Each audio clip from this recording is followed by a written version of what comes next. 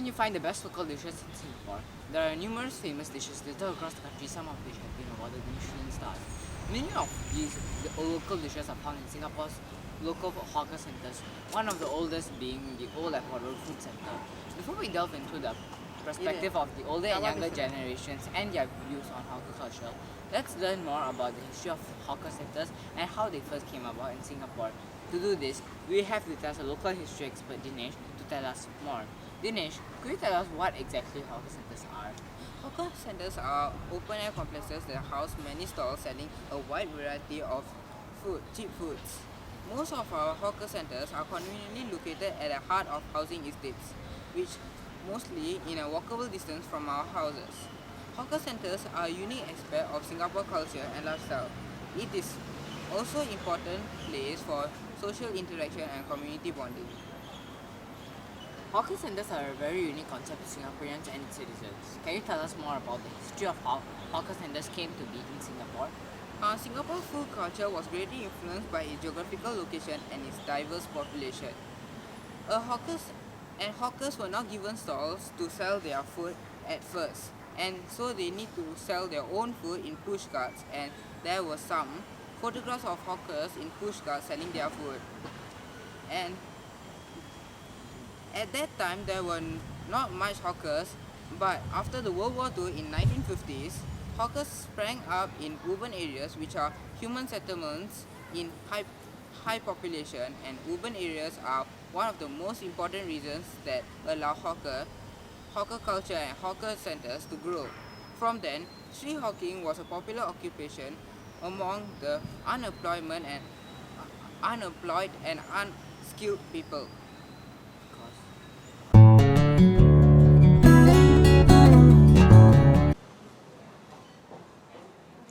Moving back to today, as we all now know, hawkers have become more synonymous with affordable and tasty street food.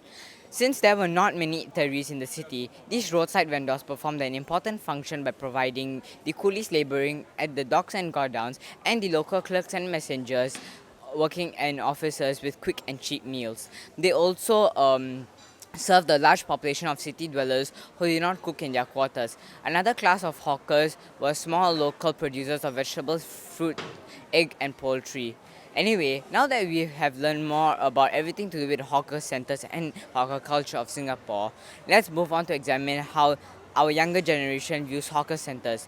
With globalization and localization, the palette of Singaporeans has been rapidly changing. So now, let's find out more about how a young adult feels about hawker culture. We have invited Mr. Jones with us here to share about his views of hawker centers.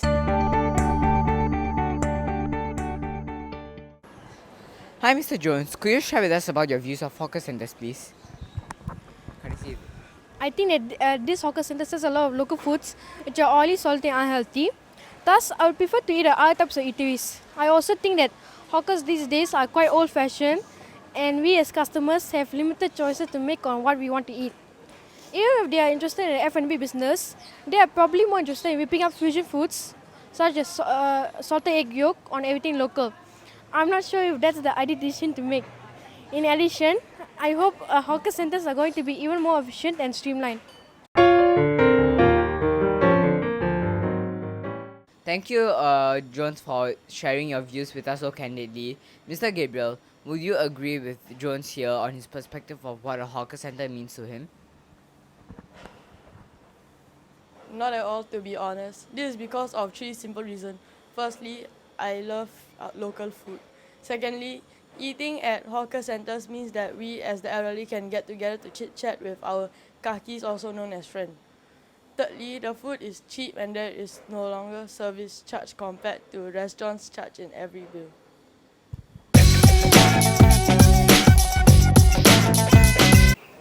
Hi, Dinesh. Do you often come to hawker centers? Not really. I prefer going to fast food restaurants such as McDonald's as it tastes better, and the restaurants are air conditioned and there's free Wi-Fi. The free Wi-Fi is quite important for our communication with our friend. We, as a younger generation, are digital natives. However, I do come to hawker center, but very seldom. As we come when we have family gatherings as our as my grandparents wish to come here. Hawker centers are very local and cheap as they are popular among the elderlies, especially my grandparents. And and I feel hawker centers are unhygienic. Okay, thank you, Dinesh, for your time. Mm.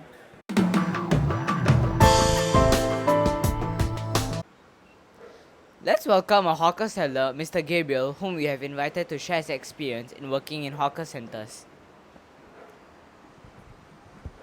My experience in working as a stallholder in hawker centers has been pleasant and fruitful. I actually run a store that sells Chinese traditional food such as fishball noodles, bak kut teh, and several others. Actually, I started my job as a hawker seller because I had retired from my previous job as an accountant when I was 60 years old, and I wanted to make myself useful in any other way that made me satisfied and happy for as long as possible.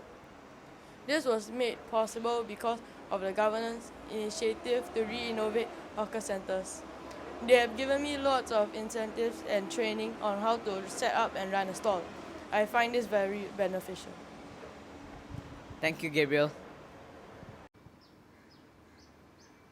Well, I think I know how Singaporeans can actually promote hawker culture to tourists. But fostering a healthy hawker environment is more than building hawker centers. Hawker trade is very unique to Singapore and we should not lose it. Where else in this world do we have a meeting point of various cuisines at very affordable prices for people to have their daily meals? The hawkers in Singapore have brought together unique Asian flavors and drinks. Several recipes have been awarded the Michelin stars, which would support the efforts to promote hawker culture to tourists who see this status. All our participants in today's program have provided us with very clear insights about hawker culture. Thank you all for your attention. Goodbye.